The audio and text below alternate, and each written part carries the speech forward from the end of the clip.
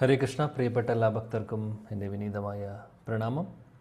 ശ്രീമദ് ഭാഗവതം പ്രഥമസ്കന്ധം അധ്യായം 7 നമ്മൾ ചർച്ച ചെയ്യുന്നത്. നമ്മൾ ഇന്നലെ എവിടെ വരെ പഠിച്ചു? ആർക്കാണ് ഓർമ്മയുള്ളത്?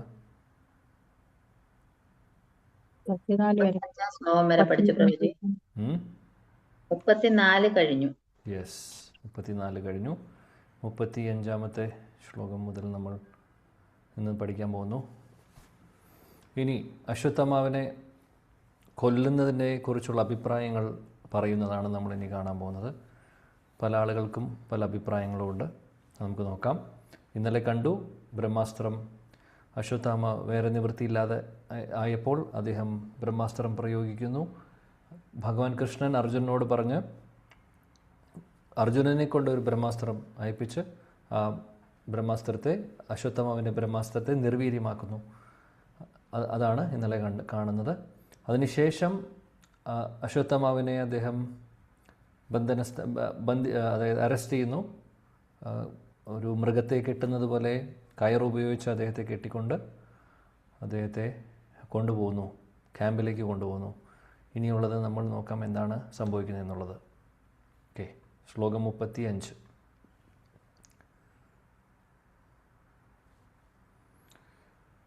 മൈനം പാർത്താർഹസി ത്രാതും ബ്രഹ്മബന്ധും ഇമം ജഹി യോസാവ് അനാഗസാ സുപ്താൻ അവധിന്നിഷി ബാലകാൻ. ഞാൻ അംബിക മാതാജി വായിക്കൂ.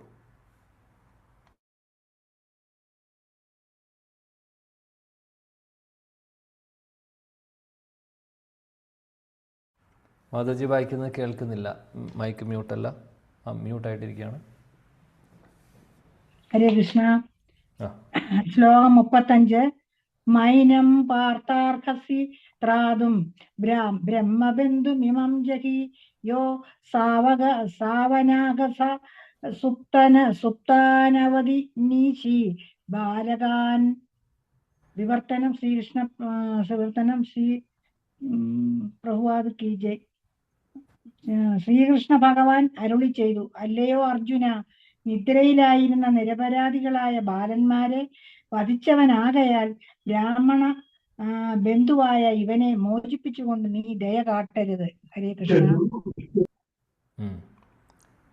ഇവിടെ ഭഗവാൻ കൃഷ്ണന്റെ അഭിപ്രായങ്ങളാണ് ഇനി നമ്മൾ കാണുന്നത്. 35-ാമത്തെ ശ്ലോകം മുതൽ 39-ാമത്തെ ശ്ലോകം വരെ ഇത്രയും ശ്ലോകങ്ങൾ ഭഗവാൻ കൃഷ്ണൻ അർജുനോട് എന്താണ് പറയുന്നത്? ആക്ച്വലി അദ്ദേഹം പറയുന്നത് അശ്വത്ഥമാവിനെ കൊന്നു കഴിഞ്ഞാൽ കുഴപ്പമില്ല, കൊല്ലണം എന്നുള്ളൊരു അഭിപ്രായമാണ് ഭഗവാൻ കൃഷ്ണൻ പറയുന്നത്. നോക്കാം എന്തുകൊണ്ട് അദ്ദേഹം അങ്ങനെ പറയുന്നു എന്നുള്ളതൊക്കെ നമ്മൾ അവസാനം നമുക്ക് മനസ്സിലാവും. തൽക്കാലം അദ്ദേഹത്തിൻ്റെ അഭിപ്രായം നമുക്ക് കേൾക്കാം. അപ്പോൾ ഇവിടെ പറഞ്ഞു, ബ്രഹ്മബന്ധുവാണ് അശ്വത്ഥമാവ്, ബ്രാഹ്മണനല്ല. ബ്രാഹ്മണൻ കുലത്തിൽ ജനിച്ചു. ബ്രഹ്മബന്ധു എന്ന് വിളിക്കാൻ കാരണം എന്താണെന്ന് വെച്ചാൽ, ബ്രാഹ്മണനായിട്ട് ജനിച്ചാലും ബ്രാഹ്മണൻ്റെ ആ ഗുണങ്ങളില്ലാത്തവരെ ബ്രഹ്മബന്ധു എന്നാണ് വിളിക്കുന്നത്. അങ്ങനെയുള്ള അശ്വത്ഥമാവ് അദ്ദേഹം, നീ കരുണ നിനക്ക് തോന്നേണ്ട, അല്ലെങ്കിൽ നിനക്ക് കാരുണ്യം തോന്നേണ്ട ആവശ്യം ഇല്ല. കാര്യം എന്താണെന്ന് വെച്ചാൽ, ആ ബ്രഹ്മബന്ധുവായിട്ടുള്ള അശ്വത്ഥമാവ് പാവപ്പെട്ട കുട്ടികളെ, 5 കുട്ടികളെ ഉറങ്ങുമ്പോൾ വന്ന് കൊല്ലുന്നു. അപ്പോൾ അതുകൊണ്ട് അദ്ദേഹം ദയ ഒരിക്കലും അർഹിക്കുന്നില്ല. നീ ദയ കാണിക്കേണ്ട ആവശ്യമില്ല എന്നാണ് ഭഗവാൻ കൃഷ്ണൻ ഇവിടെ ഈ ഒരു ശ്ലോകത്തിൽ പറയുന്നത്. അപ്പോൾ പ്രഭുപാദ് പറയുന്നു, ആരാണ് ബ്രഹ്മബന്ധു, അല്ലെങ്കിൽ എന്തുകൊണ്ടാണ് ബ്രഹ്മബന്ധു എന്ന് വിളിക്കുന്നത് എന്നുള്ളത് നമ്മൾ ഓൾറെഡി അതിനെക്കുറിച്ച് ചർച്ച ചെയ്തു. പിന്നീട് പ്രഭുപാദ് ഇവിടെ തരുന്ന ഉദാഹരണം എന്താണെന്ന് വെച്ചാൽ, ഈ ഒരു ബ്രഹ്മബന്ധു എന്ന് പറയുന്ന കൺസെപ്റ്റ് മനസ്സിലാവാൻ വേണ്ടി, അതായത് ബ്രാഹ്മണനായിട്ട് ജനിച്ചാലും ബ്രാഹ്മണൻ്റെ ഗുണങ്ങളില്ലെങ്കിൽ ബ്രഹ്മബന്ധു എന്ന് വിളിക്കുന്നു. ഇവിടെ പറയുന്നു, ഒരു ഹൈക്കോടതി ജഡ്ജിയുണ്ട്, ജഡ്ജിയുടെ മകൻ ഉണ്ട്. ആ മകന്, അതായത് അച്ഛൻ്റെ ക്വാളിറ്റീസ്, അല്ലെങ്കിൽ മകനെ വിളിക്കുന്നത് ജഡ്ജിയുടെ മകൻ എന്നുള്ള രീതിയിലാണ്, അല്ലേ? ജഡ്ജിയുടെ മകനായിട്ടാണ് ആ മകനെ അറിയുന്നത്. അപ്പോൾ ഇവിടെ പ്രഭുപാദ് പറയുന്നു, പക്ഷേ അദ്ദേഹം ഒരിക്കലും ജഡ്ജി ആവുന്നില്ല. അച്ഛൻ തന്നെയാണ് ആ പൊസിഷനിലിരിക്കുന്നത്. അപ്പോൾ ജന്മം കൊണ്ടല്ല, കർമ്മം കൊണ്ട് ബ്രാഹ്മണനായിരിക്കണം. ഇവിടെ അശ്വത്ഥമാവിനെ സംബന്ധിച്ച് അദ്ദേഹം ജന്മം കൊണ്ട് ബ്രാഹ്മണനാണ്, പക്ഷേ കർമ്മം കൊണ്ട് അല്ലെങ്കിൽ ഗുണങ്ങൾ കൊണ്ട് അദ്ദേഹം ബ്രാഹ്മണനല്ല എന്നുള്ളതാണ് ഇവിടെ പറയുന്നത്. ഇനി ഭഗവാൻ കൂടുതൽ പറയുന്നു. എന്തൊക്കെയാണ് പറയുന്നത് നോക്കാം. ഭഗവാന്റെ അഭിപ്രായം പറയുകയാണ്. മത്തം പ്രമത്തമുന്മത്തം സുപ്തം ബാലം സ്ത്രിയം ജഡം പ്രപന്നം വിരതം ഭീതം ന നിരൂപം ഹന്തി ധർമ്മവിത്ത്. പ്രീത മാതാജി വായിക്കൂ. ഹരേ കൃഷ്ണ പ്രഭു. ഹരേ കൃഷ്ണ.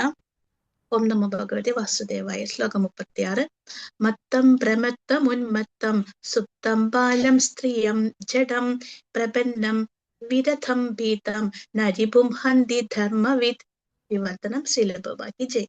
ധാർമ്മിക തത്വങ്ങൾ അറിയാവുന്ന ഒരാൾ അശ്രദ്ധനായ ലഹരി പിടിച്ച ചിത്തഭ്രമമുള്ള നിദ്രയിലാണ്ട പേടിച്ചരണ്ട അല്ലെങ്കിൽ രഥം നഷ്ടപ്പെട്ട ഒരു ശത്രുവിനെ വധിക്കുകയില്ല.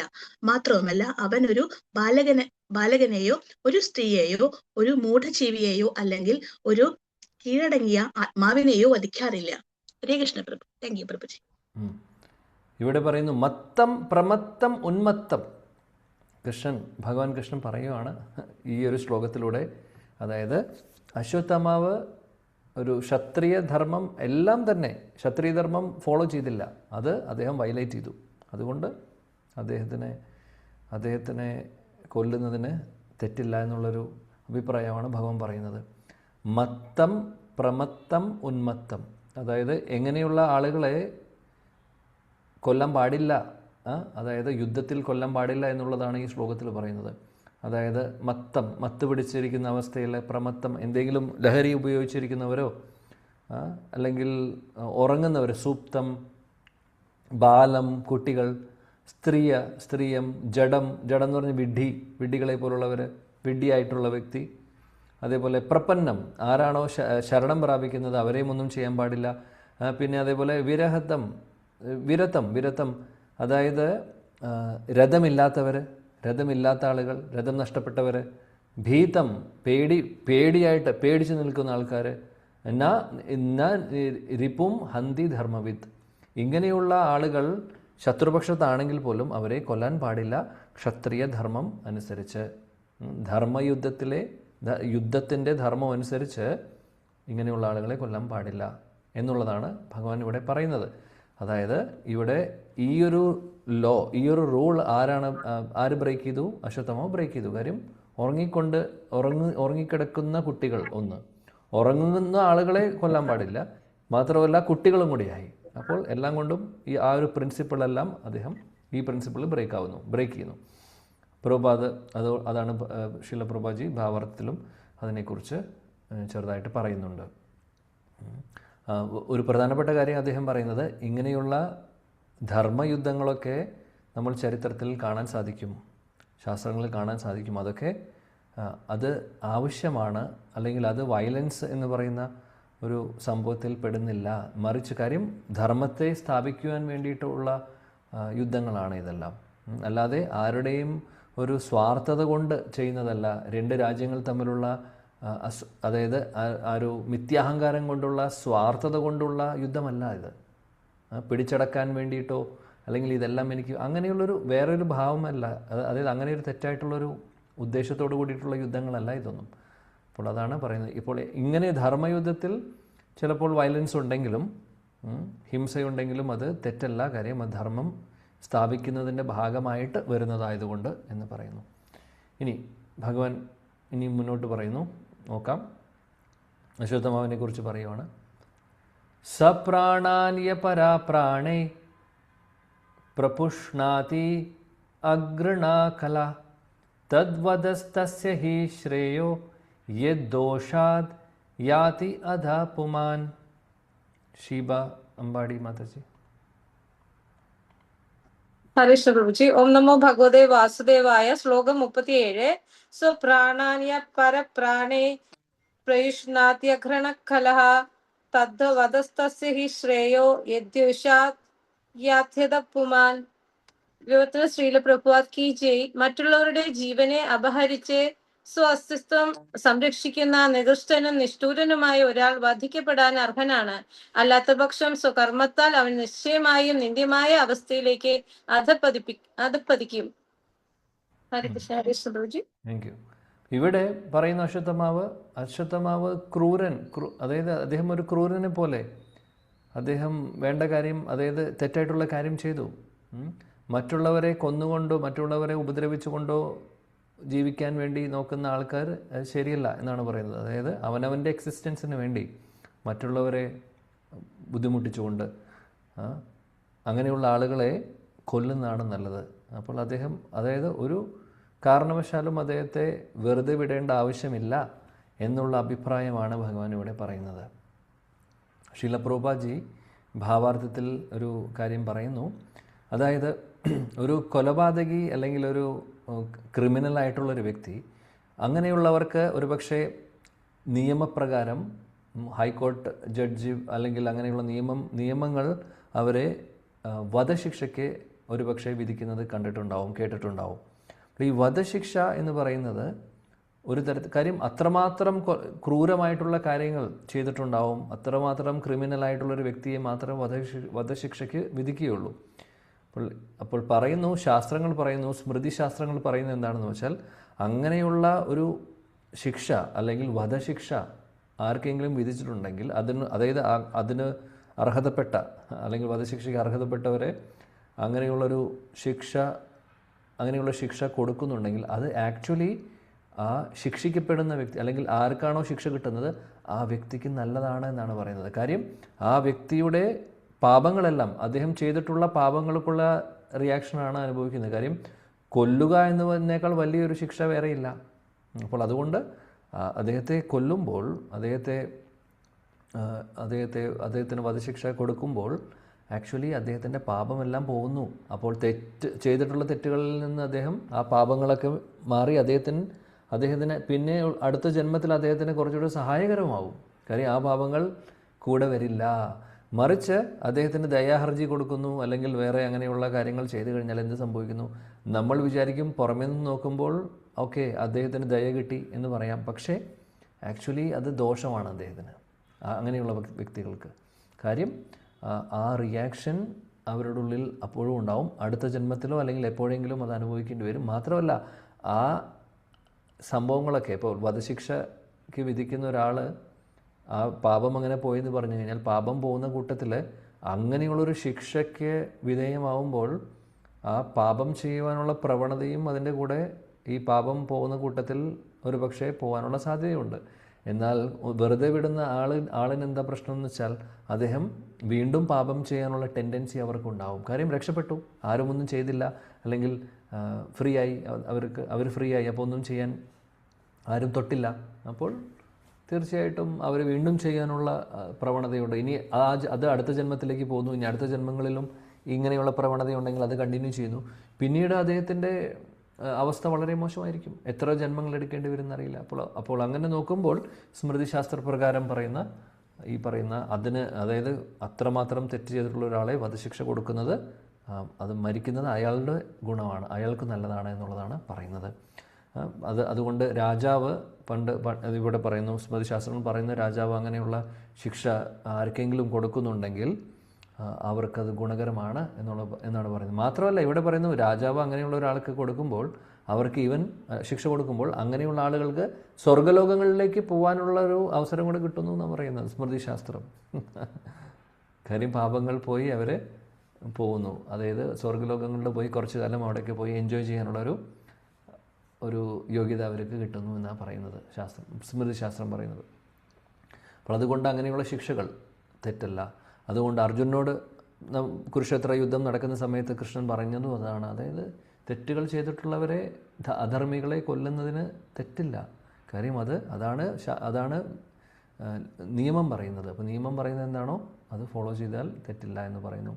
പ്രഭുപാദ്ജി പിന്നീട് ഭാവാർത്ഥത്തിൽ പറയുന്നു, കൊല്ലുന്നതിനെക്കുറിച്ചുള്ള കാര്യം പറയുവാണ്. ഇവിടെ വധശിക്ഷയുടെ ആ കാര്യം കഴിഞ്ഞു. ഇനി അതേപോലെ തന്നെ കൊല്ലുന്നതിനെ കുറിച്ച് പറയുവാണ്. അതായത് പ്രഭുപാദ് പറയുന്നത്, ആരുടെയെങ്കിലും സ്വാർത്ഥതയ്ക്ക് വേണ്ടി, സ്വാർത്ഥ താല്പര്യങ്ങൾക്ക് വേണ്ടി അങ്ങനെയുള്ള കൊലപാതകം അത് വലിയൊരു പാപമാണ്, സംശയമൊന്നുമില്ല. അതായത് ഒരു അതോറിറ്റിയുടെ മുകളിൽ നടക്കുന്നതല്ല. ഇപ്പോൾ നമ്മൾ പറയാറുണ്ട്, ഒരു ബോർഡറിൽ നിൽക്കുമ്പോൾ, അതായത് 2 രാജ്യങ്ങളുടെ ബോർഡറിൽ നിൽക്കുന്ന സെക്യൂരിറ്റി അല്ലെങ്കിൽ മിലിറ്ററി ആൾക്കാർക്ക് കൊല്ലാനുള്ള എല്ലാ പെർമിഷനും കൊടുക്കുന്നുണ്ട്. ആരെങ്കിലും നുഴഞ്ഞു കയറുന്നുണ്ടെങ്കിൽ ശത്രുപക്ഷത്തു നിന്ന് ആക്രമണം ഉണ്ടായി കഴിഞ്ഞു കഴിഞ്ഞാൽ അവർക്ക് തിരിച്ച് ആക്രമിക്കാനും കൊല്ലുവാനുള്ള ഒരു അധികാരം കൊടുക്കുന്നുണ്ട്. അതുകൊണ്ട് അവർക്ക് ഒരു ശിക്ഷയും കിട്ടില്ല. ആളുകളെ 10 ആളെ കൊന്നു, 100 ആളെ കൊന്നു, അവർക്ക് ശിക്ഷയില്ല. മറിച്ച് അവർക്ക് ഒരു പക്ഷേ മെഡൽ കിട്ടും, രാജ്യത്തെ സംരക്ഷിച്ചതിൽ. മറിച്ച് അതേ വ്യക്തി തന്നെ ലീവിന് വരുന്ന സമയത്ത് അടുത്തുള്ള ആളുമായിട്ട്, അടുത്ത അയൽവാസിയുമായിട്ട് അടികൂടി അദ്ദേഹം തോക്കെടുത്ത് വെടിവെച്ച് കഴിഞ്ഞാൽ അദ്ദേഹത്തിന് ശിക്ഷ അനുഭവിക്കേണ്ടി വരും. അതേപോലെ, അതായത് അപ്പോൾ അതോറിറ്റിയുടെ മുകളിൽ കൊടുക്കുന്ന കാര്യങ്ങൾ ധർമ്മത്തെ മെയിൻറ്റെയിൻ ചെയ്ത് കൊണ്ടുപോകാൻ, അല്ലെങ്കിൽ ശാന്തിയും സമാധാനവും രാജ്യത്ത് മെയിൻറ്റെയിൻ ചെയ്യാൻ വേണ്ടിയിട്ട് ചിലപ്പോൾ ഇങ്ങനെയുള്ള ആക്ഷൻ എടുക്കേണ്ടി വരും. അപ്പോൾ അതുകൊണ്ട് തെറ്റില്ല. മറിച്ച് സ്വാർത്ഥതയോടുകൂടി സ്വാർത്ഥ താല്പര്യങ്ങൾക്ക് വേണ്ടി ചെയ്യുന്ന കാര്യങ്ങൾ, അതിന് പാപവും അതിന് റിയാക്ഷൻ ഉണ്ട് എന്നുള്ള കാര്യം സംശയമല്ല എന്ന് പ്രഭുപാദ് നമ്മളെ ഓർമ്മിപ്പിക്കുന്നു. കൂട്ടത്തിൽ അദ്ദേഹം പറയുന്നു, മൃഗങ്ങളെ കൊല്ലുന്ന കാര്യം, മൃഗങ്ങളെ കൊന്ന് കഴിക്കുന്ന ആൾക്കാരുടെ അവസ്ഥ ഇവിടെ പ്രഭുപാദ് പറയുന്നുണ്ട്. അതായത് മൃഗങ്ങളെ കൊല്ലുന്ന ആളുകൾ, കൊല്ലാനുള്ള അധികാരം കൊടുക്കുന്ന ആളുകൾ, പെർമിഷൻ കൊടുക്കുന്നവർ, അങ്ങനെയുള്ളവർക്ക് ശിക്ഷയുണ്ട്. കൊല്ലുന്ന ആൾക്ക് മാത്രമല്ല, കൊല്ലുന്ന ആൾ കൊല്ലാനുള്ള പെർമിഷൻ കൊടുക്കുന്ന ആൾക്ക്, അതായത് ആരാണോ അങ്ങനെ അതിനുള്ളൊരു അവസരം കൊടുക്കുന്നത്, നിയമമായിട്ടോ അല്ലെങ്കിൽ അതിനുള്ള ലൈസൻസ് കൊടുക്കുന്നത്. അപ്പോൾ 2 കൂട്ടരായി.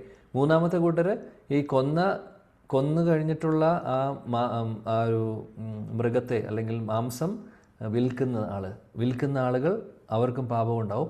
ഇനി അത് ആരാണോ വാങ്ങിച്ച് അത് പാചകം ചെയ്യുന്നത് അവർക്കും പാപം കിട്ടുന്നു. മറിച്ച് അതുപോലെ തന്നെ ഇനി അത് ആരാണോ സപ്ലൈ ചെയ്യുന്നത്, വേറെ ആർക്കെങ്കിലും കൊടുക്കുന്നത്, അതായത് ഇപ്പോൾ ഉദാഹരണത്തിന് ഹോട്ടലിൽ നടക്കുന്നുണ്ടെങ്കിൽ ഹോട്ടലിൽ അത് കൊണ്ടുവരുന്ന ആൾ, അതിന് പെർമിഷൻ കൊടുക്കുന്ന ആൾ, അത് കഴിഞ്ഞ് അത് കുക്ക് ചെയ്യുന്ന ആൾ, അത് വെയിറ്റർക്കും, അത് കൊടുക്കുന്ന ആൾക്ക്, ഇനി കഴിക്കുന്ന ആൾക്കും, അതായത് എല്ലാ 6 കൂട്ടർക്കും പാപം, അതിൻ്റെ റിയാക്ഷൻ കിട്ടും എന്നുള്ള കാര്യം സംശയമില്ല. ആർക്കൊക്കെ എത്ര കൂടുതൽ അല്ലെങ്കിൽ ഏത് റിയാക്ഷൻ എന്താണെന്നുള്ളത് നമുക്കറിയില്ല. പക്ഷേ എല്ലാവർക്കും, ഈ പറയുന്ന എല്ലാ കാറ്റഗറിയിലുള്ള ആളുകൾക്കും അതിൻ്റെ പാപഫലം അനുഭവിക്കേണ്ടി വരും എന്നുള്ളത് സംശയമില്ല. ഇത് ശാസ്ത്രങ്ങളിൽ പറയുന്നുണ്ട്. അതുകൊണ്ട് നമുക്കാർക്കും മത്സ്യമാംസം കഴിക്കേണ്ട ആവശ്യമില്ല. യമനിയമങ്ങളിൽ, അതായത് നിയമങ്ങളിൽ 4 ധർമ്മത്തിൻ്റെ 4 കാലുകളിൽ ഒന്നാണ് ഇതേപോലെ, അതായത് ഈ മൃഗങ്ങളെ ഉപദ്രവിച്ച് അല്ലെങ്കിൽ മാംസം കഴിക്കുക എന്നുള്ളത്. അതായത് അത് ചെയ്യാൻ പാടില്ല എന്ന് ധർമ്മം പറയുന്നു, ശാസ്ത്രങ്ങൾ പറയുന്നു, ഭാഗവതം പറയുന്നു. അപ്പോൾ തീർച്ചയായിട്ടും അത് നമ്മൾ ചെയ്യുമ്പോൾ അതിൻ്റെ റിയാക്ഷൻ ഉണ്ടാവും, അതിൻ്റെ ഫലം അനുഭവിക്കേണ്ടി വരും. പിന്നീട് പ്രഭുപാദ് പറയുന്നു, അതായത് ശാസ്ത്രങ്ങളിൽ, വേദങ്ങളിൽ ഈ മൃഗബലിയെക്കുറിച്ച് പറഞ്ഞിട്ടുണ്ടാവും, അങ്ങനെ കണ്ടിട്ടുണ്ടാവും, കേട്ടിട്ടുണ്ടാവും. എന്നാൽ അതെല്ലാം അതിനൊരു ശാസ്ത്രീയപരമായിട്ടുള്ളൊരു വശമുണ്ട്. അതായത് അങ്ങനെ വളരെ ചിട്ടയോടുകൂടി അതിൽ പറയുന്നതനുസരിച്ച് വിധിപ്രകാരം, വേദങ്ങളിൽ പറയുന്നതനുസരിച്ച് വിധിപ്രകാരം അങ്ങനെ മൃഗബലി ചെയ്യുന്നുണ്ടെങ്കിൽ, അങ്ങനെയുള്ള എന്തെങ്കിലും യജ്ഞങ്ങളിൽ മൃഗങ്ങളെ ബലി കൊടുക്കുന്നുണ്ടെങ്കിൽ, അങ്ങനെയുള്ള മൃഗങ്ങൾക്ക് മനുഷ്യ ശരീരം കിട്ടുന്നു എന്നാണ് പറയുന്നത്. അത്രമാത്രം അവർക്ക് ആക്ച്വലി ഗുണമാണെന്ന് പറയുന്നത്. ആർക്ക്? ഈ കൊല്ലപ്പെടുന്ന ഒരു മൃഗത്തിന്. കാര്യം ആ മൃഗം മനുഷ്യജന്മം പിന്നീട് കിട്ടുവാൻ നോർമൽ ഒരു പ്രോസസ്സ് വഴി നോക്കിക്കഴിഞ്ഞാൽ അവർക്ക് ഒരുപാട് സമയം, ചിലപ്പോൾ എത്ര ജന്മങ്ങൾ എടുക്കേണ്ടി വരുമെന്ന് അറിയില്ല, അതിനുശേഷമാണ് മനുഷ്യശരീരം കിട്ടുന്നത്. മറിച്ച് ആ മൃഗത്തെ വിധിപ്രകാരം, ഇവിടെ എഗെയിൻ ഇത് പ്രോപ്പറായിട്ടുള്ള, അതിന് ക്വാളിഫൈഡ് ആയിട്ടുള്ള ആളുകൾ തന്നെ ഇങ്ങനെയുള്ള കാര്യങ്ങൾ ചെയ്യണം, ഇങ്ങനെയുള്ള കർമ്മങ്ങൾ ചെയ്യണം. ചെയ്യുന്ന വിധി, ചെയ്യുന്ന വ്യക്തി, അതിൻ്റെ പരിശുദ്ധി എല്ലാം അതിൽ ഫാക്ടറാണ്. പിന്നെ ചെയ്യുന്നതിൻ്റെ ഉദ്ദേശവും, അപ്പോൾ ആ ഉദ്ദേശവും എല്ലാം കൂടെ നോക്കി പ്രോപ്പറാണെങ്കിൽ, അങ്ങനെയുണ്ടെങ്കിൽ ഈ കൊല്ലുന്ന അല്ലെങ്കിൽ ഈ ഒരു ബലി കൊടുക്കുന്ന അല്ലെങ്കിൽ ചെയ്യുന്ന ആ യജ്ഞം ചെയ്യുന്ന വ്യക്തി അല്ലെങ്കിൽ അവർക്കും ദോഷം വരില്ല, മറിച്ച് അവർക്കും ദോഷം വരില്ല. അതേപോലെ തന്നെ കൊല്ലുന്ന മൃഗത്തിന് മനുഷ്യജന്മം കിട്ടുന്ന പറയുന്നത്. അപ്പോൾ അത്രമാത്രം. അപ്പോൾ അതുകൊണ്ട് അത് ഒരു നിശ്ചിതമായിട്ടുള്ളൊരു കാര്യം ശാസ്ത്രങ്ങളിൽ അല്ല എന്ന് പറയുന്നു. പക്ഷേ എഗെയിൻ അവിടെ കോട്ടുണ്ട്, അവിടെ നമ്മൾ ഓർക്കണം.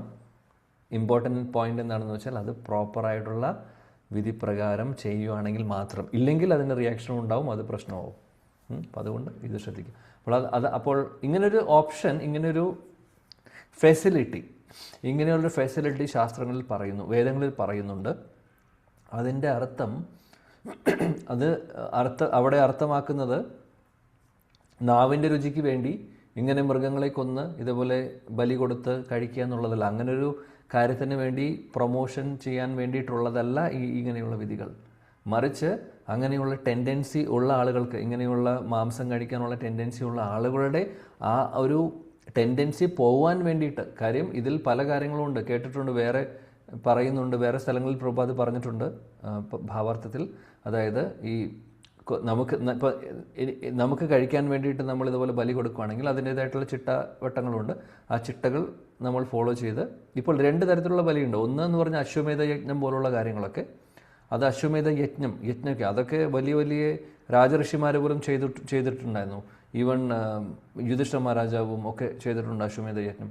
ആ അശ്വമേധ യജ്ഞത്തിലും ഒരു കുതിരയെ ബലി കൊടുക്കുന്നുണ്ട്. പക്ഷേ അതെല്ലാം പ്രോപ്പറായിട്ടുള്ള വിധി പ്രകാരം ചെയ്യുന്നു. അതിനുള്ള ക്വാളിഫൈഡ് ആയിട്ടുള്ള ബ്രാഹ്മണർ അത് ചെയ്യുന്നു.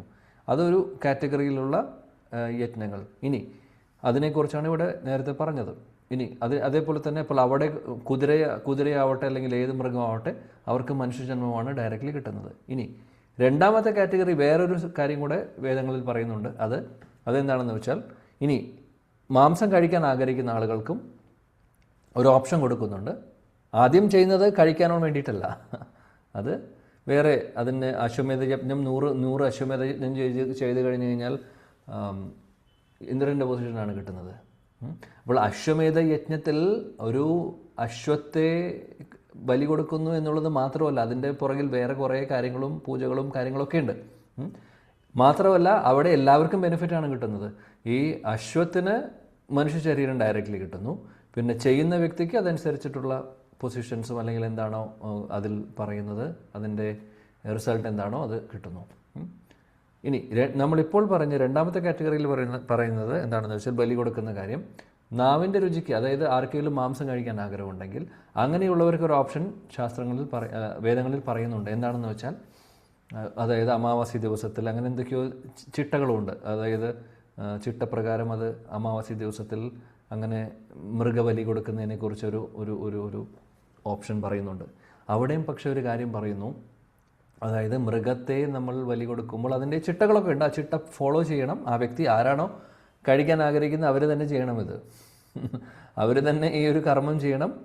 ചെയ്യുന്നതിൻ്റെ കൂട്ടത്തിൽ ആ മൃഗത്തിൻ്റെ ചെവിയിൽ പറയുകയും വേണം, അതായത് ഞാനിപ്പോൾ നിന്നെ കൊല്ലുന്നു, എനിക്ക് കഴിക്കണം, എനിക്ക് മാംസം കഴിക്കാൻ വേണ്ടിയിട്ട് അടുത്ത ഒരു ജന്മത്തിൽ നിനക്ക് എന്നെ കൊല്ലാം എന്നുള്ളൊരു കാര്യം കൂടെ പറഞ്ഞിട്ടാണ് ഈ ഒരു കാര്യം ചെയ്യുന്നത്. അങ്ങനെ അതായത് അത്രമാത്രം നാവിനെ നിയന്ത്രിക്കാൻ പറ്റാത്ത ആളുകളാണ് അത് ചെയ്യുകയുള്ളൂ. അല്ലെങ്കിൽ ആരെങ്കിലും ഇത് ഇത്രയും ബുദ്ധിമുട്ടി കഷ്ടപ്പെട്ട് ഇത്രയും കഷ്ടപ്പാടോടുകൂടി ആരെങ്കിലും കഴിക്കാൻ ആഗ്രഹിക്കുമോ? പിന്നെ അപ്പോൾ ഇങ്ങനെയുള്ള കാര്യങ്ങൾ, ഓപ്ഷൻസ് വേദങ്ങളിൽ പറഞ്ഞിട്ടുള്ളത് ഇതെല്ലാം, അതായത് ഈ മാംസം കഴിക്കാനുള്ള ഒരു പ്രൊമോട്ട് ചെയ്യുന്ന ഒരു രീതിയല്ല, മറിച്ച് അങ്ങനെയുള്ള ടെൻഡൻസി ഉള്ളവർക്ക് ഒരു ഓപ്ഷൻ കൊടുക്കുന്നു. പക്ഷേ ആ ഓപ്ഷനിലൂടെ സഞ്ചരിച്ച് കഴിഞ്ഞു കഴിഞ്ഞാൽ അതിന് എന്താണെന്ന് വെച്ചാൽ അവർക്ക് അതിനോടുള്ള താല്പര്യം കുറയും ഓട്ടോമാറ്റിക്കലി. ആ കുറയാൻ വേണ്ടിയിട്ടാണ് ഇങ്ങനെയുള്ള വിധികളൊക്കെ വേദങ്ങളിൽ പറയുന്നത്. അപ്പോൾ അതൊക്കെ മനസ്സിലാക്കിക്കൊണ്ട് വേണം ചെയ്യുവാൻ എന്നാണ് പറയുന്നത്. എന്തായാലും ഇതൊന്നും, ഈ പറയുന്ന ഒരു ടൈപ്പ് ഓഫ് മൃഗത്തെ ബലി കൊടുക്കുന്നതോ യജ്ഞങ്ങളോ ഒന്നും കലിയുഗത്തിൽ ആപ്ലിക്കബിളേ അല്ല. അശ്വമേധ യജ്ഞവും ആപ്ലിക്കബിൾ അല്ല. ഈ പറയുന്ന നേരത്തെ പറഞ്ഞിട്ടുള്ള ബലിയാണെങ്കിലും ഇതൊന്നും ഇന്നത്തെ കാലത്ത് നടക്കണ കാര്യമല്ല. കാര്യം അതെല്ലാം പ്രോപ്പർലി നടക്കാൻ സാധിക്കില്ല. അതുകൊണ്ട് ഇതെല്ലാം നിഷിദ്ധമാണ് കലിയുഗത്തിൽ. എനിവേ, 38ാമത്തെ ശ്ലോകം. പ്രതിശ്രുതം ച ഭവത പാഞ്ചാല്യേ ശൃണ്വതോ മമ അഹർഷിയേ ശിരസ്തസ്യ आहरिष्ये शिरस्तस्य यस्ते मानिनि पुत्रः. रत्ना माता जी. हरे कृष्ण माता जी. हरे कृष्ण प्रभु. नमो भगवते वासुदेवाय. श्लोकम 38.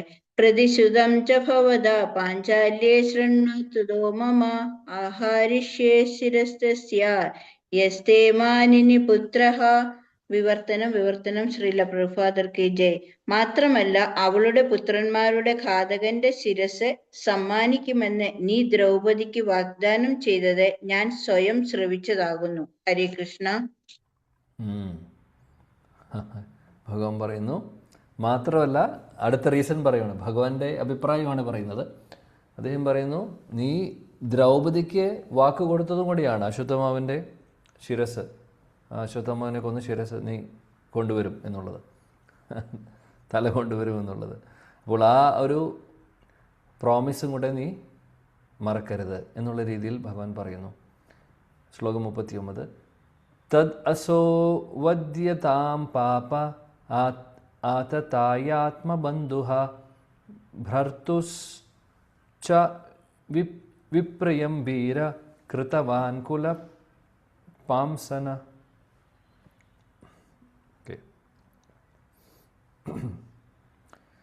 ലതാ കുമാരി മാതാജിനോ?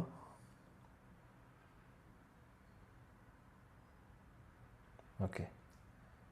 പത്മജ മാതാജി.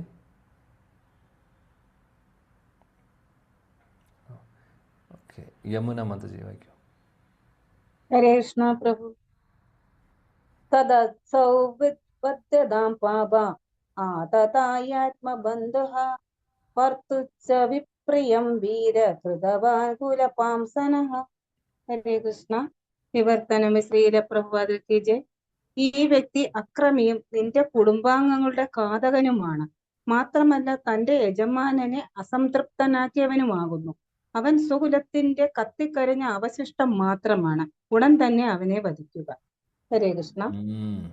ഭഗവാൻ പറഞ്ഞു ഘാതകനാണ്, കുടുംബത്തിലെ, അതായത് നിന്റെ കുടുംബത്തിലുള്ള ആളുകളെ കൊന്നു. മാത്രമല്ല അദ്ദേഹത്തിൻ്റെ മാസ്റ്ററിനെ, അതായത് ദുര്യോധനെ അദ്ദേഹം പ്രീതിപ്പെടുത്താൻ വേണ്ടിയിട്ടാണ് അത് ചെയ്തത്. പക്ഷേ അദ്ദേഹത്തിന് ഇഷ്ടമായില്ല, അല്ലേ? ദുര്യോധന അത് അംഗീകരിച്ചില്ല. അപ്പോൾ അങ്ങനെ അദ്ദേഹത്തിൻ്റെ മാസ്റ്റർ പോലും അദ്ദേഹത്തിനെ റിജക്റ്റ് ചെയ്തു. അപ്പോൾ ഇദ്ദേഹത്തിനെ കൊല്ലുന്നതാണ് നല്ലത്. അദ്ദേഹത്തിൻ്റെ കുടുംബത്തിലെ കത്തിക്കരിഞ്ഞ അവശിഷ്ടം പോലെയാണ്, അത്രയേ ഉള്ളൂ അദ്ദേഹത്തിൻ്റെ സ്ഥാനം എന്നാണ് പറയുന്നത്. അതുകൊണ്ട് നീ ഒന്നും ആലോചിക്കേണ്ട, അശ്വത്ഥാമാവിനെ കൊന്നോളൂ എന്നുള്ളൊരു അഭിപ്രായം ഭഗവാൻ ഇവിടെ പറയുന്നു. ഓക്കെ. ശ്ലോകം 40. സൂത ഉവാച. ഏവം, ഇത്രയും ഭഗവാന്റെ അഭിപ്രായങ്ങളാണ് പറഞ്ഞത്. ഇനി എന്താണെന്ന് നോക്കാം. അപ്പോൾ ഇവിടെ ഇതിൽ നിന്ന് നമ്മൾ പഠിക്കുന്ന കാര്യം എന്താണെന്ന് വെച്ചാൽ, ഇത്രയും ശ്ലോകങ്ങൾ ഭഗവാൻ കൊല്ലുന്നതിന് തെറ്റില്ല, കൊന്നോളാൻ പറഞ്ഞിട്ടാണ്, സമ്മതം കൊടുക്കുന്ന രീതിയിലാണ് പറയുന്നത്, അല്ലെങ്കിൽ ചെയ്യണം എന്നുള്ള രീതിയിലാണ് പറയുന്നത്. എന്നാൽ ഇതിൻ്റെ പുറകിൽ ഒരു കാര്യമുണ്ട്. ഭഗവാൻ കൃഷ്ണൻ അർജുനനെ ടെസ്റ്റ് ചെയ്തുകൊണ്ടിരിക്കുകയാണ്. ധർമ്മം ചെയ്യുമ്പോൾ ധർമ്മം അനുസരിച്ച്, അല്ലെങ്കിൽ അർജുനൻ എന്ത് ഡിസിഷനാണ് എടുക്കാൻ പോകുന്നത് എന്ന് ഭഗവാൻ അറിയണമെന്നുണ്ട്. അപ്പോൾ ഭഗവാൻ കൃഷ്ണൻ അർജുനനെ ടെസ്റ്റ് ചെയ്യുന്നു. ഇതുപോലെ ഇതിനു മുമ്പും വേറെയും സാഹചര്യങ്ങളിൽ കാണാം ഭഗവാൻ പല ഭക്തരെയും ടെസ്റ്റ് ചെയ്യുന്നത്. അപ്പോൾ ടെസ്റ്റ് പാസ്സായി കഴിഞ്ഞു കഴിഞ്ഞാൽ പാസ്സാവും അർജുനൻ, അല്ലെങ്കിൽ പാസ്സാവും ഭക്തർ, സംശയമില്ല. ഈ ടെസ്റ്റിംഗ് നമ്മൾ പല സ്ഥലങ്ങളിലും കാണാം. ഭഗവാൻ ഇപ്പോൾ അർജുനനെ ടെസ്റ്റ് ചെയ്യുന്ന പോലെ വേറൊരു സാഹചര്യത്തിൽ എനിക്ക് തോന്നുന്നു നമ്മുടെ ഇവിടെ ശുകദേവ് ഗോസ്വാമി പരീക്ഷിത് മഹാരാജും തമ്മിലുള്ള ഒരു കോൺവെർസേഷനിൽ 6ാമത്തെ സ്കന്ധം തുടങ്ങുന്നേക്കാൾ മുമ്പ് 5ാമത്തെ സ്കന്ധം അവസാനിച്ച് നരകങ്ങളെക്കുറിച്ച് പറഞ്ഞതിന് ശേഷമൊക്കെ പരീക്ഷിത് മഹാരാജാവ് ചോദിക്കുന്നതെല്ലാം, ഇത്രയും പാപം ചെയ്യുന്ന ആളുകൾ അവർ രക്ഷപ്പെടാനുള്ള എന്താണ് മാർഗം? അപ്പോൾ ശുകദേവ് ഗോസ്വാമി ഉടനെ പറഞ്ഞു, പ്രായശ്ചിത്തം ചെയ്താൽ മതി. തെറ്റുകൾ ചെയ്തു കഴിഞ്ഞാൽ പ്രായശ്ചിത്തം ചെയ്തു കഴിഞ്ഞാൽ അവർക്ക് ഈ പാപങ്ങളിൽ നിന്ന് മുക്തരാവാൻ സാധിക്കും. അപ്പോൾ പരീക്ഷിത് മഹാരാജ് പറഞ്ഞു, എനിക്ക് ഈ ഉത്തരം അംഗീകരിക്കാൻ പറ്റില്ല, ഞാനിത് അക്സെപ്റ്റ് ചെയ്യില്ല എന്ന് പറഞ്ഞു. അങ്ങനെ 2-3 പ്രാവശ്യം കഴിഞ്ഞിട്ടാണ് അവസാനമാണ് ശുകദേവ് ഗോസ്വാമി പറയുന്നത് ഹരിനാമത്തിൻ്റെ മഹാത്മ്യം. അപ്പോൾ അവിടെ ശുകദേവ് ഗോസ്വാമിക്ക് അറിയാഞ്ഞിട്ടല്ല, മറിച്ച് പരീക്ഷിത് മഹാരാജാവിനെ ടെസ്റ്റ് ചെയ്യുന്നു. കാര്യം പരീക്ഷിത് മഹാരാജാവ് ശുദ്ധഭക്തനായതുകൊണ്ട് അദ്ദേഹം ഭക്തിയല്ലാതെ നാമവും അല്ലെങ്കിൽ ഭഗവാനുമായിട്ട് കണക്റ്റഡ് ആയിട്ടുള്ള കാര്യമല്ലാതെ ഒന്നും ആക്സെപ്റ്റ് ചെയ്യില്ല എന്നറിയാം, പക്ഷേ ടെസ്റ്റ് ചെയ്യുന്നു. ഇനി വേറൊരു ടെസ്റ്റിംഗ് ഭാഗവതത്തിൽ നടക്കുന്നത് 9ാമത്തെ സ്കന്ധത്തിൽ.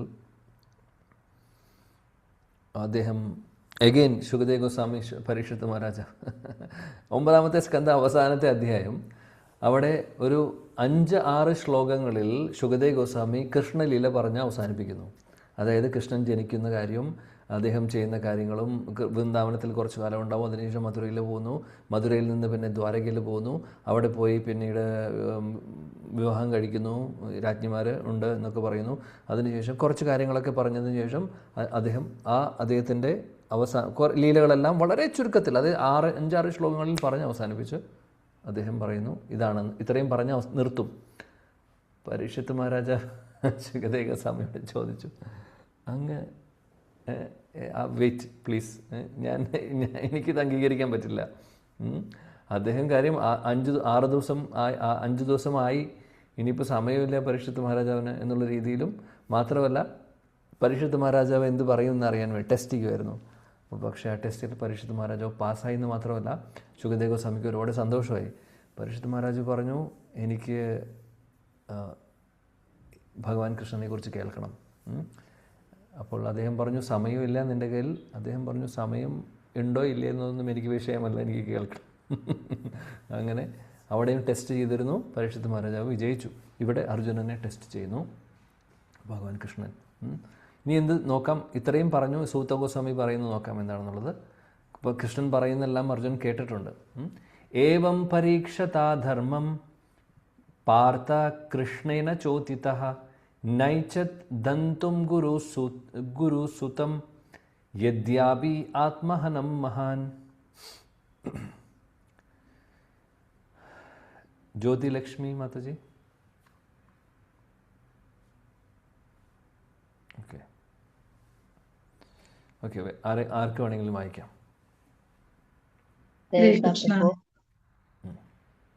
ഓം നമോ ഭഗവതേ വാസുദേവായ. ശ്ലോകം 40.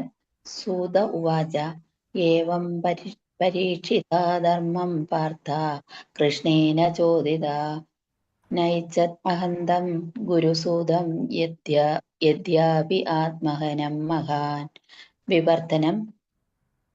പ്രഭാതർക്ക് ജയ്. സൂത ഗോസ്വാമി അരുളി ചെയ്തു, അർജുനന്റെ ധർമ്മത്തെ പരീക്ഷിക്കാനായി കൃഷ്ണൻ ദ്രോണാചാര്യപുത്രനെ വധിക്കാൻ അർജുനനെ പ്രോത്സാഹിപ്പിച്ചുവെങ്കിലും തന്റെ കുടുംബാംഗങ്ങളെ നിഷ്ഠൂരമായി വധിച്ച ഘാതകനാണെങ്കിൽ തന്നെയും അശ്വത്ഥാത്മാവിനെ വധിക്കുവാൻ മഹാത്മാവായ അർജുനൻ ഇഷ്ടപ്പെട്ടില്ല. ഹരേ കൃഷ്ണ പ്രഭു. Thank you. അപ്പോൾ ഭഗവാൻ കൃഷ്ണൻ അദ്ദേഹത്തെ കൊല്ലുവാൻ വേണ്ടി പ്രോത്സാഹിപ്പിച്ചു ഇൻഡയറക്ട്ലി.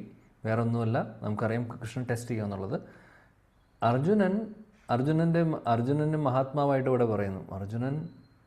അദ്ദേഹം ഭക്തനാണ്, ശുദ്ധഭക്തനാണ്. അദ്ദേഹത്തിന് അശ്വത്ഥാമാവിനെ കൊല്ലുന്ന കാര്യം കൃഷ്ണൻ പറഞ്ഞു, എന്നാലും അദ്ദേഹത്തിന് അത് അക്സെപ്റ്റ് ചെയ്യാൻ പറ്റിയിട്ടില്ല. അദ്ദേഹം അത് അക്സെപ്റ്റ് ചെയ്തില്ല. ആ ഒരു ഐഡിയ ഇഷ്ടപ്പെട്ടില്ല, അല്ലെങ്കിൽ അംഗീകരിക്കാൻ പറ്റുന്നില്ല അദ്ദേഹത്തിന്. അപ്പോൾ ഇവിടെ പ്രഭുപാദ് വളരെ ക്ലിയർ ആയിട്ട് പറയുന്നുണ്ട്, കൃഷ്ണൻ അർജുനനെ ടെസ്റ്റ് ചെയ്യുകയായിരുന്നു, അല്ലെങ്കിൽ പരീക്ഷിക്കുകയായിരുന്നു എന്നുള്ളത്.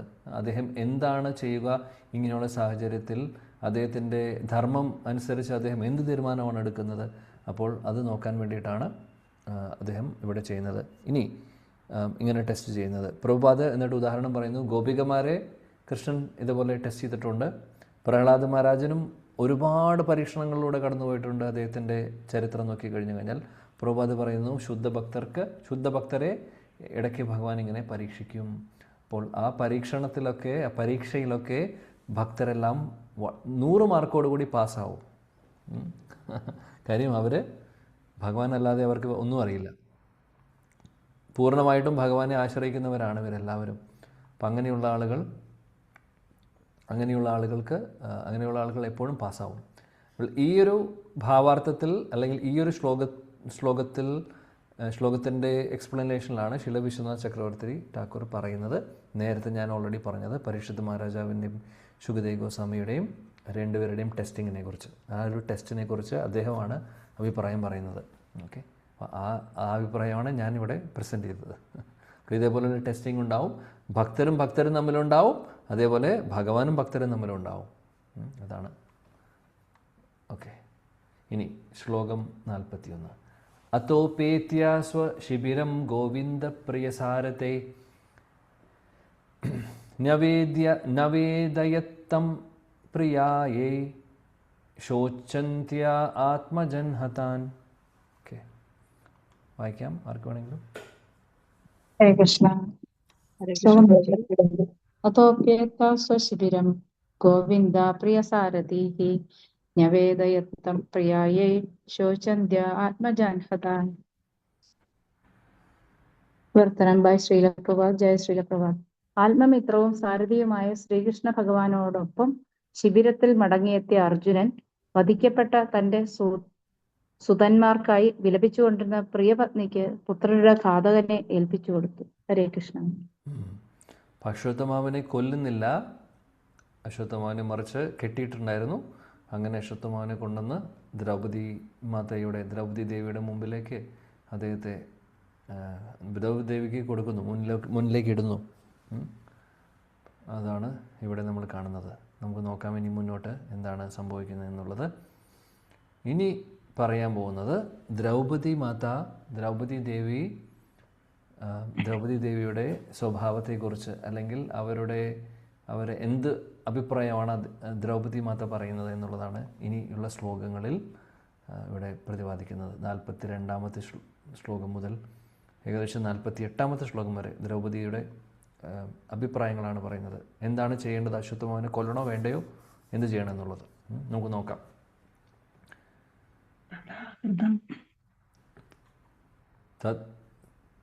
തദാഹൃദം പശുവത് പാശബദ്ധം അവാൻമുഖം കർമ്മ ജുഗുപ്ഷിതേന നിരീക്ഷ്യ കൃഷ്ണാപകൃതം ഗുരോസുതം വാമസ്വഭാവ കൃപയാ നനാമച. വായിക്കട്ടെ പ്രഭുജി. യെസ്. ഹരേ കൃഷ്ണ. തദാഹൃദം പശുവത് പാശബദ്ധം അവാങ്മുഖം കർമ്മ ജുഗുപ്സിയേന നിരീക്ഷ്യ കൃഷ്ണാപകൃതം ഗുരോസുതം വാമസ്വഭാവ കൃപയാ നനാമച. വിവർത്തനം ശ്രീല പ്രഭാത് കി ജയ്. ശ്രീ സൂതഗോസ്വാമി അരുളി ചെയ്തു, പരമനിന്ദ്യമായ വധം ചെയ്തതാകയാൽ നിശബ്ദനും കയറാൽ മൃഗത്തെ പോലെ ബന്ധിക്കപ്പെട്ടവനുമായ അശ്വത്ഥമാവിനെ ദ്രൗപദി വീക്ഷിച്ചു. അവളുടെ സ്ത്രീ സഹജമായ സ്വഭാവത്താലും സ്വാഭാവികമായി സദ്ഗുണ സമ്പന്നയും ഉത്തമ പെരുമാറ്റ ശീലമുള്ളവളുമാകയാൽ ബ്രാഹ്മണൻ എന്ന നിലയിൽ അശ്വത്ഥമാവിങ്കൽ യഥോചിതമായ ആദരവ് പ്രകടിപ്പിച്ചു. ഹരേ കൃഷ്ണ പ്രഭുജി. Thank you. ഇവിടെ ദ്രൗപദി മാതയുടെ ക്വാളിറ്റീസ് ആണ് പറയുന്നത്. അതായത് സൗമ്യമാണ്, മാത്രമല്ല വാമസ്വഭാവ, വളരെ വളരെ നല്ല സ്വഭാവം, വളരെ നല്ല സ്വഭാവമുള്ള ഒരു സ്ത്രീയാണ് ദ്രൗപദി ദേവി. അപ്പോൾ ആ സ്വഭാവം ഇവിടെ മാതയുടെ സ്വഭാവം ഇവിടെ പ്രകടമാവുകയാണ്. കാര്യം കുട്ടികളെ വധിച്ച വ്യക്തിയാണ് മുമ്പിൽ നിൽക്കുന്നത്. എന്നാലും ദ്രൗപദി മാതയ്ക്ക് ഇത് കണ്ടപ്പോൾ അത്ര സന്തോഷമായില്ല. അതായത് അശ്വത്ഥമാവനെ ശിക്ഷിക്കുന്നത് കാണുമ്പോൾ ദ്രൗപദി ദേവി എന്താണ് പറയുന്നത്, അതായത് അത്ര ഇഷ്ടപ്പെടുന്നില്ല. അതായത് ഇനി കൊല്ലരുത് എന്നുള്ളൊരു അഭിപ്രായമാണ് പറയുന്നത്. അതാണ് പറയുന്നത്. അതായത് ബ്രാഹ്മണനെ ബഹുമാനിക്കണം എന്നുള്ളൊരു അഭിപ്രായമാണ് ദ്രൗപദി ദേവി പറയാൻ പോകുന്നത്. ഇനി മുന്നോട്ട് കുറേ ശ്ലോകങ്ങളിൽ അത് പറയുന്നുണ്ട്. അപ്പോൾ പ്രഭുപാദ് ഭാവാർത്ഥത്തിൽ ഓൾറെഡി ബ്രഹ്മബന്ധുവിനെ കുറിച്ച് പറയുന്നത് ഇവിടെ വീണ്ടും പറയുന്നുണ്ട്. പിന്നെ വാമസ്വഭാവത്തെക്കുറിച്ച് പറയുന്നു. വളരെ സൗമ്യമായിട്ടുള്ള നല്ല സ്വഭാവം, എല്ലാവിധ സ്വഭാവശുദ്ധിയുമുള്ള ഒരു സ്ത്രീയാണ് ദ്രൗപദി ദേവി. എന്നുള്ളതും. അപ്പോൾ അതുകൊണ്ട് അങ്ങനെയുള്ള ആളുകൾക്ക് ഇപ്പോൾ വളരെ, അതായത് അവർ ചിന്തിക്കുന്ന രീതിയെല്ലാം ശരിയായിരിക്കും. അവർക്ക് ഇങ്ങനെ ആരെങ്കിലും അല്ലെങ്കിൽ അശ്വത്ഥമാവനെ ഉപദ്രവിക്കരുതെന്ന് പറയാൻ കാര്യമുണ്ട്. അതിനുള്ള ജസ്റ്റിഫിക്കേഷൻ ഇനി അടുത്ത ശ്ലോകങ്ങളിൽ പറയുന്നുണ്ട്. അപ്പോൾ അവരോടൊരു ദയ തോന്നുന്നു, ഒന്നും ചെയ്യണ്ട എന്നുള്ളൊരു അഭിപ്രായമാണ് ദ്രൗപദി ദേവിക്ക് ഇവിടെ തോന്നുന്നത്. അപ്പോൾ ഇതെല്ലാം നല്ല ക്വാളിറ്റീസ് ആയിട്ടാണ് നമ്മൾ മനസ്സിലാക്കേണ്ടത്. ഒരു കാര്യം ഓർക്കണം, ഇത്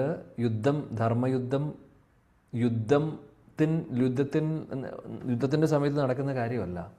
അപ്പോൾ അർജുനൻ യുദ്ധം ചെയ്യാതിരിക്കുന്ന സമയത്തും യുദ്ധം ചെയ്യില്ല എന്ന് പറഞ്ഞ് കുറേ റീസൺസ് പറഞ്ഞു. അവിടെ അദ്ദേഹം ദയ കാണിക്കുമ്പോൾ കൃഷ്ണൻ പറഞ്ഞു ഇങ്ങനെയുള്ള ദയ നല്ലതല്ല എന്ന് പറഞ്ഞു. അതായത് ധർമ്മത്തിൽ നിന്ന് ഓടിപ്പോകാനുള്ള ദയ, അത് ശരിയല്ല. ഇവിടെ അങ്ങനെയല്ല. ഇവിടെ യുദ്ധം കഴിഞ്ഞിരിക്കുന്ന അവസ്ഥയാണ്, അല്ലെങ്കിൽ യുദ്ധം നടക്കുന്ന സമയത്ത് നടക്കുന്നതല്ല, അല്ലാത്ത സമയത്തെ കാര്യമാണ്. അപ്പോൾ അതുകൊണ്ട് തീർച്ചയായിട്ടും ദ്രൗപദി മാതയുടെ ആ ഒരു കാഴ്ചപ്പാട് കറക്റ്റായിട്ടുള്ളൊരു കാഴ്ചപ്പാടാണ്. അതുകൊണ്ടാണ് ഇവിടെ വാമസ്വഭാവം എന്ന് എടുത്തു പറയുന്നത്. ഇനിയുള്ള ശ്ലോകങ്ങളിൽ നമുക്കത് മുന്നോട്ട് കാണുവാൻ സാധിക്കും. ശ്ലോകം 43. ഉവാച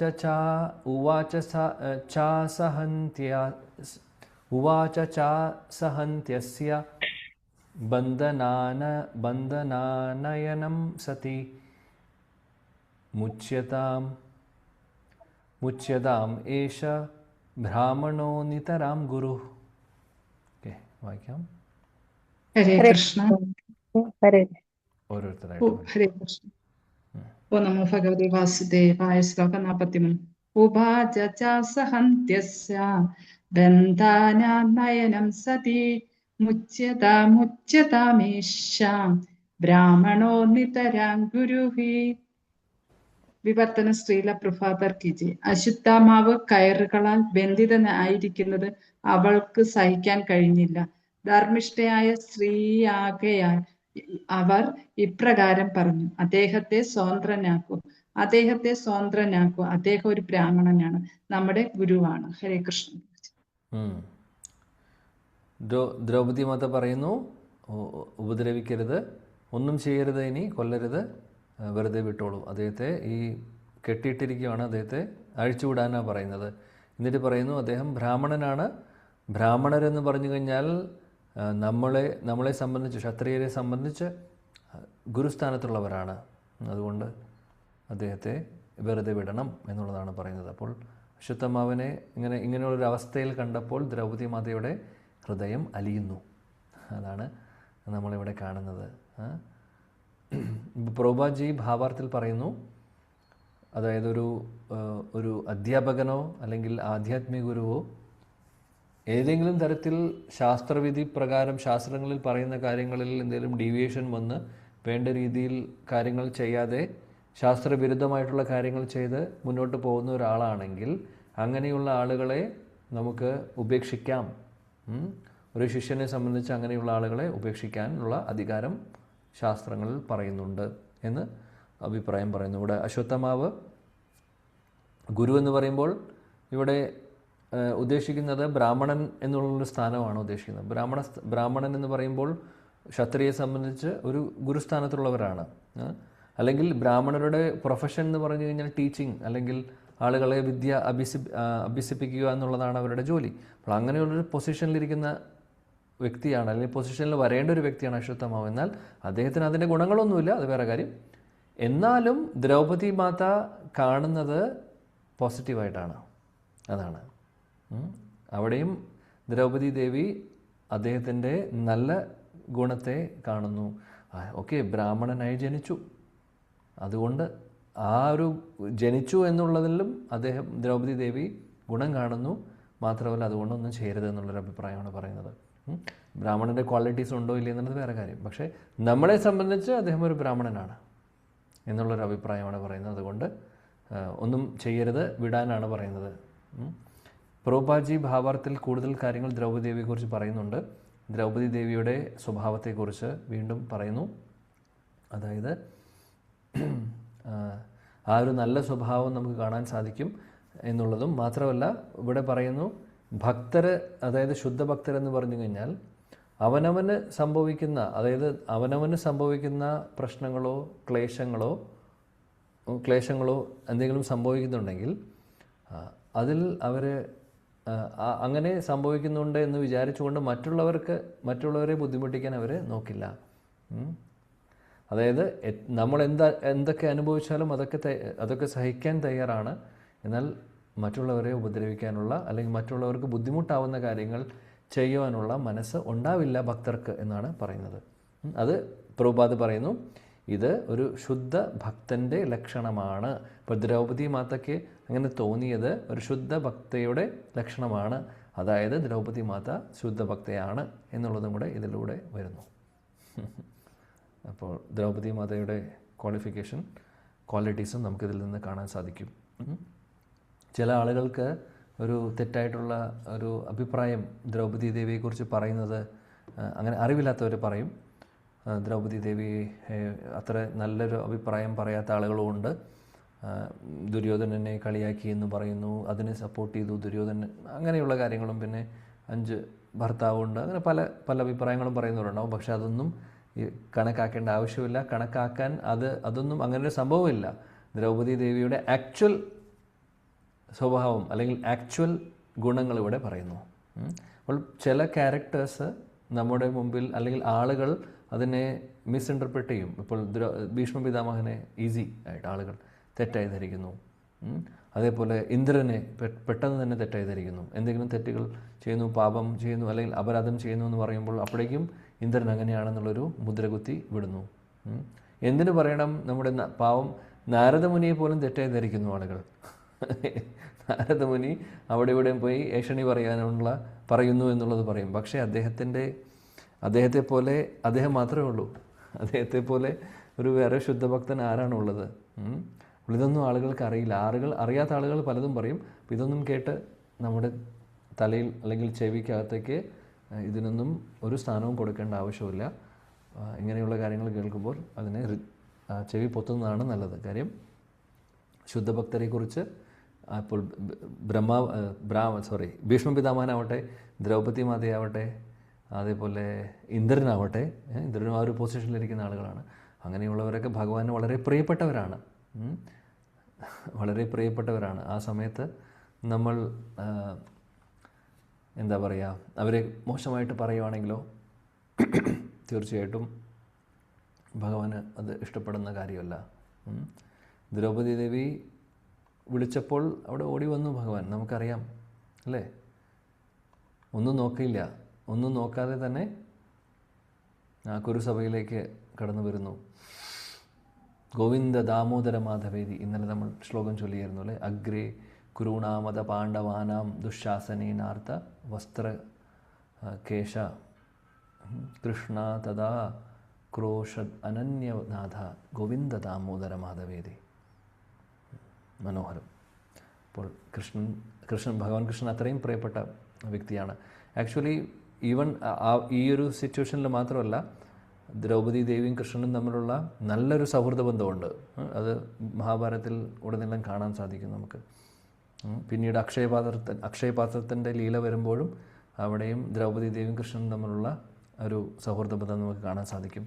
പല സാഹചര്യങ്ങളിലും പല സ്ഥലങ്ങളിലും ഉണ്ട്. അപ്പോൾ തീർച്ചയായിട്ടും ഭഗവാന് വളരെ പ്രിയപ്പെട്ട ഒരു ഭക്തയാണ് ദ്രൗപദി. ഓക്കെ, അടുത്ത ശ്ലോകത്തിന് സമയമുണ്ടോ നോക്കാം. 44.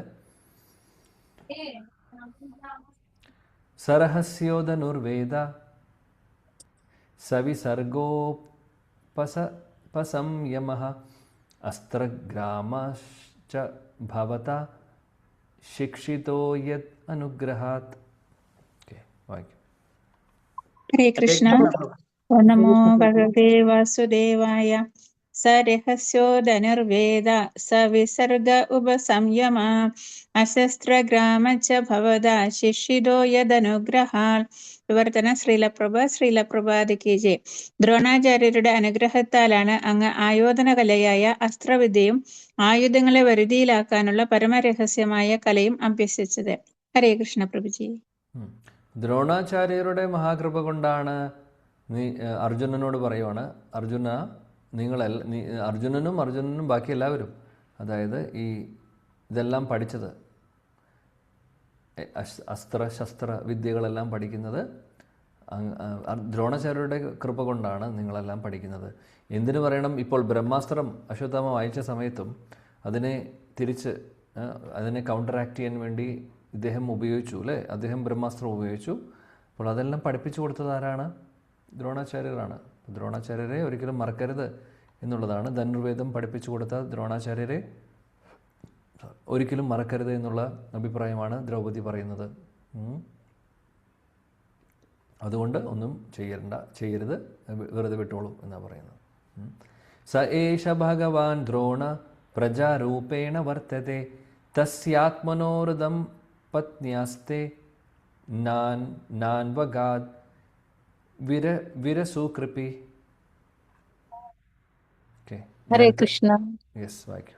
സ ഏഷ ഭഗവാൻ ദ്രോണ പ്രജാരൂപേണ വർത്തതേ തസ്യാത്മനോർത്ഥം പത്ന്യാസ്തേ നാനഗാധീരസുകൃപി. വിവർത്തനം ശ്രീലകൃപാദിക്ക്. തന്റെ പുത്രന്റെ രൂപത്തിൽ അദ്ദേഹം ദ്രോണാചാര്യ ഇപ്പോഴും നിലനിൽക്കുന്നു.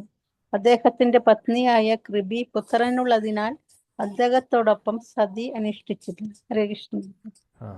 ദ്രോണാചാര്യരുടെ പുത്രന്റെ രൂപത്തിൽ അദ്ദേഹം ഇപ്പോഴും ഉണ്ട്. മാത്രമല്ല കൃപി ദ്രോണാചാര്യരുടെ പത്നി ഇപ്പോഴും ജീവിച്ചിരിപ്പുണ്ട്. അപ്പോൾ ആ അമ്മയ്ക്ക് ആകെയുള്ള ഒരു സപ്പോർട്ട് ആരാണ്? മകനാണ്. അതുകൊണ്ട് ഒന്നും ചെയ്യരുത് എന്ന് പറയുന്നു. ശ്രീലപ്രഭുജി ഭാവത്തിൽ പറയുന്നു, ഒരു വിധവ എന്ന് പറഞ്ഞു കഴിഞ്ഞാൽ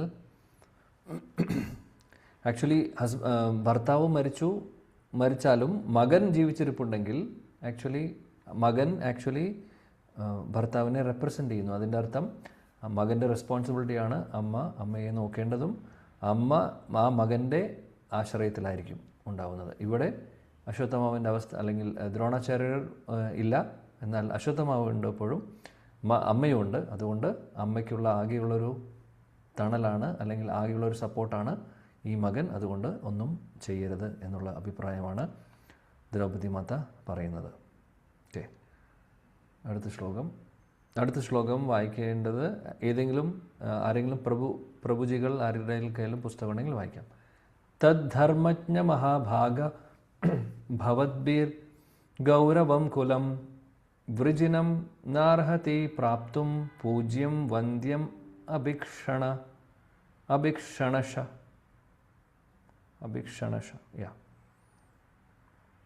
ആരെങ്കിലും പ്രഭുജി ഏതെങ്കിലും ഹരേ കൃഷ്ണ പ്രഭു. ഹരേ കൃഷ്ണ പ്രഭു, ദണ്ഡവത് പ്രണാമം. ഹരേ കൃഷ്ണ.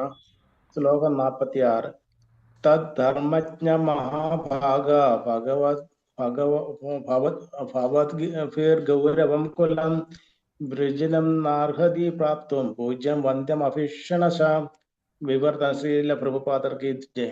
ധാർമ്മിക തത്വങ്ങൾ അറിയുന്ന അല്ലയോ മഹാഭാഗ, സർവത പൂജ്യനീയരും ആദരണീയമായ മഹാപ്രതാപശാലികളായ കുടുംബാംഗങ്ങൾക്ക് സന്താപ ഹേതു ആകുന്നത് അങ്ങേക്ക് ശോഭനമല്ല. ഹരേ കൃഷ്ണ.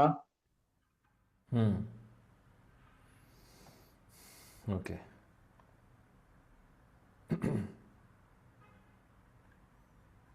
ഇവിടെ അദ്ദേഹം പറയുന്നു, മറ്റുള്ളവരെ അതായത് ബുദ്ധിമുട്ടിക്കണ്ട.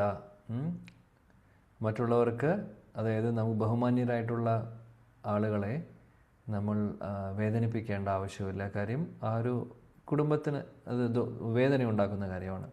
അതുകൊണ്ട് അത് ചെയ്യണ്ട, അതായത് അദ്ദേഹത്തെ ഒന്നും ചെയ്യണ്ട എന്നുള്ളൊരു അഭിപ്രായമാണ് പറയുന്നത്. ഒരു 2 ശ്ലോകം കൂടെ ഉണ്ട് ഈ ഒരു കാറ്റഗറിയിൽ. നമുക്കത് കഴിഞ്ഞിട്ട് അവസാനിപ്പിക്കാമെന്ന് ആ ഒരു സെക്ഷൻ കഴിയും. അതുകൊണ്ടാണ് മാരോദിത് അസ്യ ജനനി ഗൗതമി പതിദേവത യദാഹം മൃത വത്സാർത്ഥ രോദിമി അശ്രുമുഖി മുഹു. വായിച്ചോളൂ. ഹരേ കൃഷ്ണ പ്രഭുജി. യെസ്. ഹരേ കൃഷ്ണ. ഓം നമോ ഭഗവതേ വാസുദേവായ. മാരോഗീതസ്യ ജനനി ഗൗതമി പരിദേവത യദാഹം മൃതവത്സാർത്ഥ ജ്യോതിമ്യസ്സുമുഖീ മുഹുഃ. വിവർത്തനം ശ്രീലപ്രഭാതി ജയ്. അല്ലയോ പ്രഭു, എന്നെ പോലെ പത്നിയും വിലപിക്കുവാൻ ഇടയാക്കരുത്. എന്റെ പുത്രരുടെ മൃത്യുവിൽ ഞാൻ ദുഃഖാർത്തയാണ്. എന്നെ പോലെ അവരും സദാ വിലപിക്കേണ്ടതില്ല. ഹരേ കൃഷ്ണ പ്രഭുജി. പറയുന്നു, അതായത് എൻ്റെ മക്കൾ മരിച്ചു, എൻ്റെ മക്കൾ മരിച്ചു. അപ്പോൾ അതിൻ്റെ വിഷമം എനിക്ക് നല്ലവണ്ണം അറിയാം. മക്കൾ നഷ്ടപ്പെട്ട എനിക്ക് അതിൻ്റെ വിഷമം അറിയാം. അതുകൊണ്ട് കൃപിക്ക് അശ്വത്ഥമാവിനെ നഷ്ടപ്പെട്ട് കഴിഞ്ഞാൽ ഇതേ വിഷമം കൃപി അനുഭവിക്കേണ്ടി വരും. ആ വിഷമം അറിയുന്ന ഞാൻ അതിന് ഒരിക്കലും ഞാൻ സപ്പോർട്ട് ചെയ്യില്ല. അതുകൊണ്ട് ഒന്നും ചെയ്യരുത് എന്നാണ് പറയുന്നത്. നോക്കൂ എത്ര സൗമ്യ ഈ വാമസ്വഭാവം എന്ന് പറയുന്നത് ആദ്യം നമ്മൾ കണ്ടു. ദ്രൗപദി മാതയുടെ ആ ഒരു സ്വഭാവം അല്ലെങ്കിൽ ആ ഒരു മനസ്സ് ഒന്ന് നോക്കൂ, എത്ര ശുദ്ധമാണ്. ശ്ലോകം 48, ഈ ഒരു ശ്ലോകം കൂടെ നമ്മൾ കംപ്ലീറ്റ് ചെയ്ത് കഴിഞ്ഞാൽ ഇന്നത്തെ സത്സംഗം അവസാനിപ്പിക്കാം. യേ കോപിതം ബ്രഹ്മകുലം രാജന്യേർ അചിതാത്മഭിഃ തത്കുലം പ്രദഹത്യാസു സാനുബന്ധം സുചാർപ്പിതം. ഹരേ കൃഷ്ണ. മാതാജി. ശ്ലോകം 48. ഏകോപിതം ബ്രഹ്മകുലം രാജന്യൈര കൃതാത്മഭിഃ തത്കുലം പ്രഹദത്യാശു സാനുബന്ധം ചാർപ്പിതം. ഹരേ കൃഷ്ണ. 48. ഹരേ കൃഷ്ണ. അല്ലയോ പ്രഭു, എന്നെ പോലെ ദ്രോണപത്നിക്കും വിലപിക്കുവാൻ ഇടയാകരുത്. എന്റെ പുത്രിയുടെ മൃത്യുവിൽ ഞാൻ ദുഃഖാർത്തയാണ്. 48 മാതാജി. 48. അധികാരം കൈയാളുന്ന രാജകീയ വർഗം, വാണിജ്യ ഇടപാടുകളിൽ ഏർപ്പെട്ടിരിക്കുന്നവർ, തൊഴിലാളികൾ എന്നിങ്ങനെ താഴ്ന്ന വർഗത്തിലുള്ളവർ ബ്രാഹ്മണരെയും അഥവാ ആത്മീയ പുരോഗതി ആർജിച്ചവരെയും ഉന്നത കുലങ്ങളെയും കുലാംഗങ്ങളെയും സദാ ഉന്നതമായ ആദരണീയ സ്ഥാനത്തിൽ കണ്ടിരുന്നു. തെറ്റാണ് വായിച്ചത്? അല്ല 48 അല്ലേ? വിവർത്തനം മാറിപ്പോയോ? വിവർത്തനം വായിക്കുന്നതിന് പകരം ഭാവാർത്ഥം വായിച്ചു. Okay, no problem. കുഴപ്പമില്ല മാതാജി. മനസ്സിലായി, എനിക്ക് മനസ്സിലായി. PDF എന്ന് വായിച്ചതാണ്, സാരമില്ല. ഉണ്ടോ വിവർത്തനം ഉണ്ടെങ്കിൽ വായിച്ചോളൂ, കിട്ടിയെങ്കിൽ. വിവർത്തനം. ഇന്ദ്രിയ നിയന്ത്രണം നഷ്ടപ്പെട്ട രാജകീയ അധികാരവർഗം ഇതാണോ? ബ്രാഹ്മണ വർഗത്തോട് അപരാധം ചെയ്യുകയും അവരെ പ്രകോപിക്കുകയും ചെയ്തു. അവരുടെ ക്രോധാഗ്നി സമ്പൂർണ്ണ രാജകീയ കുലത്തെയും ദഹിപ്പിക്കുകയും അവരേവർക്കും കൊടിയ വിഷാദം വരുത്തുകയും ചെയ്യുന്നു. Hare Krishna. Sorry, no problem. ഇവിടെ പറയുന്നു, അതായത് ക്ഷത്രിയരാണ് ഇവരെല്ലാവരും. അപ്പോൾ നമ്മൾ ബ്രാഹ്മണർ എന്ന് പറയുമ്പോൾ അവരെ റെസ്പെക്റ്റ് ചെയ്യേണ്ട ആളുകളാണ്. അപ്പോൾ ബ്രാഹ്മണർക്കെതിരെ അപരാധം ചെയ്തു കഴിഞ്ഞാൽ, അവരെ ബുദ്ധിമുട്ടിച്ച് കഴിഞ്ഞു കഴിഞ്ഞാൽ, ആ ഒരു അപരാധം കൊണ്ട് നമ്മുടെ കുടുംബം മുഴുവനും കത്തിച്ചാമ്പലാവും ആ അപരാധം കാരണം.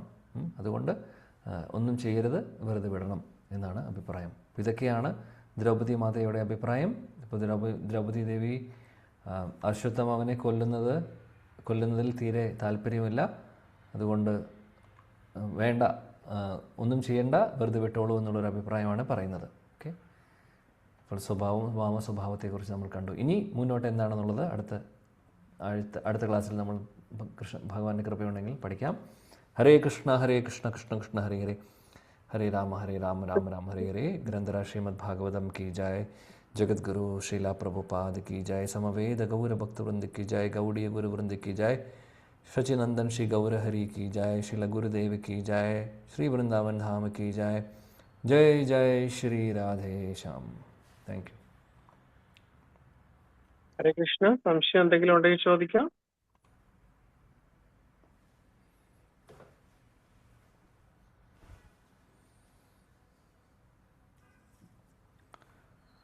ഓക്കെ, ആർക്കെങ്കിലും ഷെയർ ചെയ്യാനുണ്ടോ? വളരെ ചുരുക്കത്തിൽ.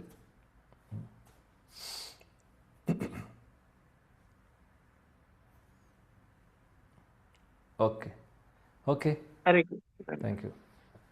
എല്ലാവരും വരിക. പ്രഭുജിയുടെ ആദരപൂർവ്വം യാതൊരു തടസ്സവും കൂടാതെ നമുക്ക് ഇത് കിട്ടുന്നതിലേക്ക് വേണ്ടിയിട്ടും പ്രഭുജിയുടെ ആദരം 2 പ്രാവശ്യം ഹരേ കൃഷ്ണ മന്ത്രം പറഞ്ഞു വൈൻഡപ്പ് ചെയ്യാം. ഹരേ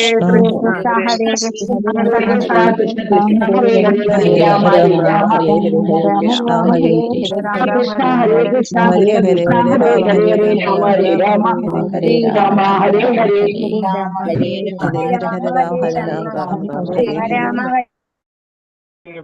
वैष्णव नमो नमः।